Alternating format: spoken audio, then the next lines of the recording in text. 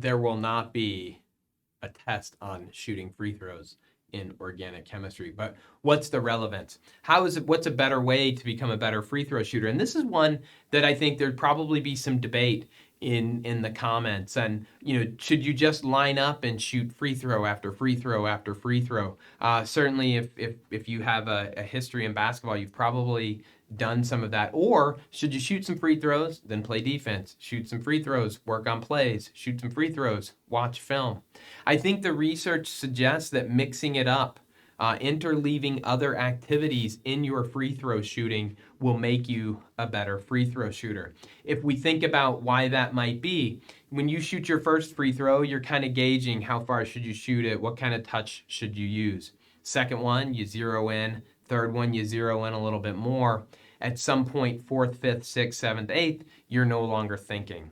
Okay, and you might say, well, isn't that what we want, right? We want it to be completely natural. But that's not how free throw shooting is going to work when it matters, right? You're not going to be shooting your 74th free throw in a row in that key situation. What will you have just been doing? You will have been playing defense. You will have been doing this. You will have been doing whatever. So happy to debate with anybody about why and how for this. And that's what this can be used for. Feel free to share your commentary. But interleaving subjects is going to make you a better student. And that's really what this is about. So do some organic chemistry, then jump over and study some physics, then come back to organic, then jump into some math, then write a paper, then go play basketball, then come back. What you want to do is create this situation where you study organic, you study a concept until you really think you get it, and then you stop. You step away, and now you come back to that concept. And it might be a little harder than it was when you left it, but that's going to remind your brain, hey, this was challenging when I started, and I figured it out.